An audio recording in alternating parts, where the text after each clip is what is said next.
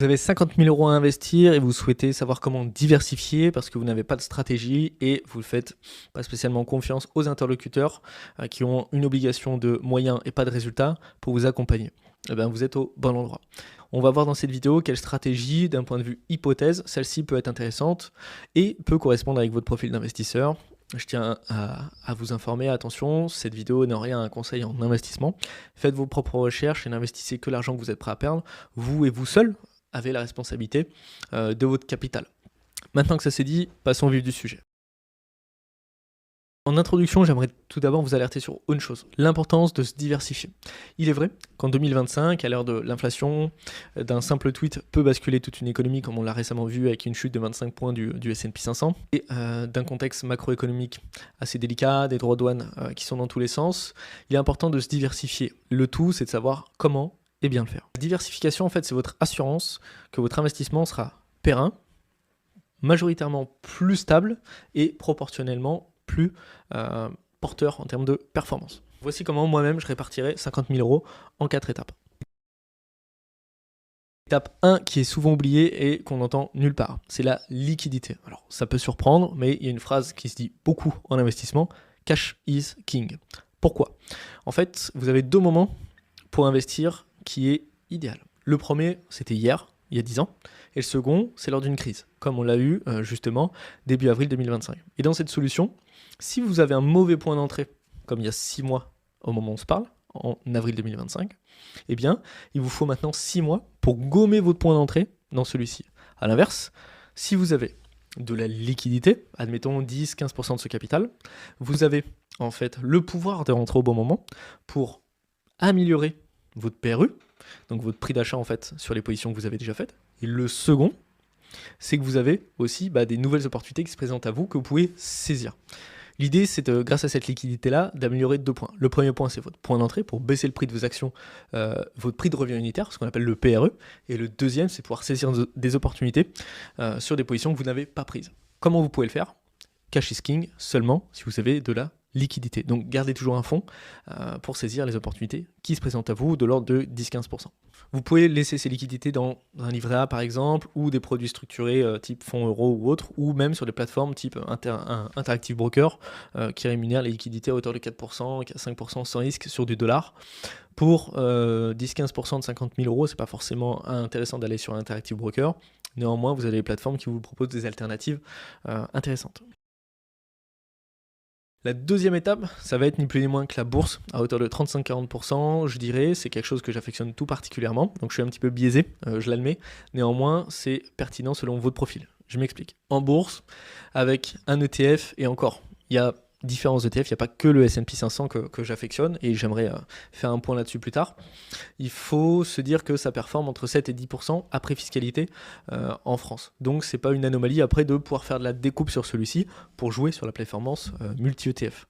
Par exemple, vous pouvez faire, rien ne vous empêche de faire une partie avec du S&P 500, MSCI World, et encore, il y en a différents proposés par Amundi, je vous invite à vous attarder là-dessus, ça mérite le détour. À côté de ça, c'est pertinent de faire un petit peu de stock picking dans des valeurs sûres, c'est-à-dire acheter des actions au compte-gouttes, ça peut être des actions BlackRock, ça peut être des actions Air Liquide, je les cite, ce n'est pas un conseiller en investissement, faites vos propres recherches, c'est des valeurs qui m'intéressent et dans une hypothèse où elles ont de la croissance. Et c'est pas une anomalie aussi de voir des ETF émerger autour de l'IA, tout simplement, qui pourraient avoir une belle performance sur 2025 et les années à venir, même si là, il y a une grosse hype depuis 2023 en ce sens. On a vu Nvidia faire un x10, etc., etc. C'est des anomalies de marché qui arrivent de temps en temps, et si vous avez cette vision à 20 ans d'avance, qu'est-ce qui sera consommé dans 20 ans, 10 fois plus que maintenant, c'est ce qui vous permettra non pas de timer le marché, non pas de jouer au plus intelligent que Warren Buffett, mais de comprendre votre marché, comprendre ce que vous faites, avoir une stratégie et anticiper au plus possible après votre recherche. En troisième point, après avoir passé la bourse et sa volatilité, on va plutôt parler de l'immobilier. Investir 30 à 35% en immobilier, soit en levant de la dette, qui est selon moi le plus intelligent si vous êtes résident fiscal français, soit en passant par l'immobilier tokenisé. Attention à la fiscalité qui évolue en ce sens, c'est pas déconnant du tout. Dans cette solution, si vous mettez par exemple 30-35% de cette somme-là, vous savez que ça vous fait à peu près 15 à 17 000 €, investi en immobilier grâce à de la dette, donc vous pouvez vous sortir en apport ou pas d'ailleurs, mais c'est un autre sujet. Dans cette solution, vous pouvez aller chercher 4, 5, 6, 8% de performance, c'est pas une anomalie. De l'autre côté, vous pouvez aussi passer par des solutions comme en SCPI. Certains professionnels du sujet en parlent très bien. Et vous pouvez aussi avoir des rendements plus intéressants, autour de 4 à 5,5%. L'avantage, c'est que c'est assez délégué. Autre ça, vous avez également l'immobilier tokenisé, où j'en parle dans différentes vidéos d'ailleurs, avec par exemple 5 000 € de celui-ci, où vous pouvez aller obtenir du 5 à 9%. Et si vous avez des projets un petit peu plus risqués, ou avec une découpe plus faible, vous pouvez potentiellement avoir un rendement un peu plus intéressant. Quatrième étape, c'est une étape qu'on s'attend pas forcément, mais c'est les investissements dits alternatifs, catégorisés par certaines personnes d'exotiques. Là, on peut parler par exemple de Bitcoin ou d'art tokenisé. Dans cette solution, vous pouvez par exemple placer 10-15% de cette petite trésorerie-là qui reste. On parle par exemple là de 5 à 7 000 € dans l'hypothèse, suivant votre profil de risque et la volatilité que vous êtes prêt à absorber.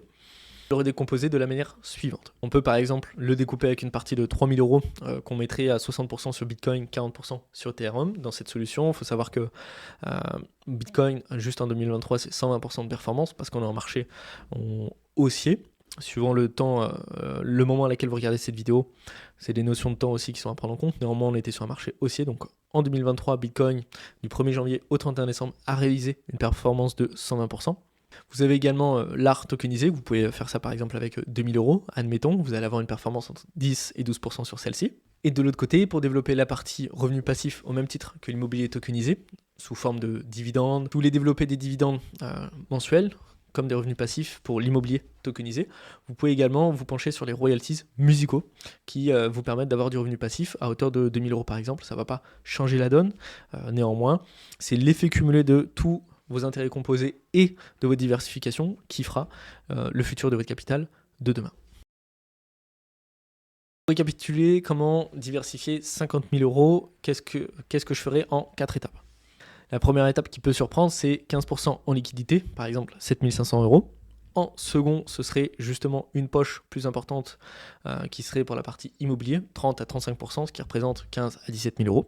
De l'autre côté, il y a une partie sur l'alternatif. Donc par exemple, ça peut être la partie crypto à hauteur de 5 000 €, soit 10%. Une poche principale en bourse à hauteur de 40%, soit environ 20 000 €. Attention, je tiens aussi à vous avertir qu'il faut que ça s'adapte en fonction de votre profil. Il ne faudrait pas partir sur une solution qui est trop volatile en termes d'émotion et de gestion du risque, parce que ça ne correspond pas à tout le monde. Donc prenez le temps de vous pencher là-dessus, sur votre profil d'investisseur, qui est une clé à 5, 10, 15, 20, 30, 50 ans. C'est très important. Adaptez-vous à votre tolérance au risque, formez-vous, c'est très important. Vous pouvez aussi rejoindre des communautés privées comme celle que je développe. Et dans cette solution, ça vous permet d'être entouré d'un réseau plus aguerri que vous pour vous aider à faire fructifier votre capital. Si ça vous a aidé, écoutez, laissez un like, abonnez-vous.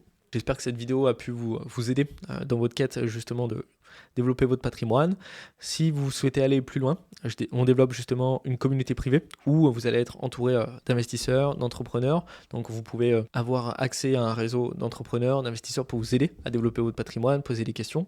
Et on fera aussi des événements physiques par la suite. Pour être tenu informé, vous avez un lien pour remplir un formulaire ci-dessous et vous inscrire à notre liste email qui est gratuite pour l'instant et la communauté passera payante par la suite. J'espère que cette vidéo vous a plu et à très vite.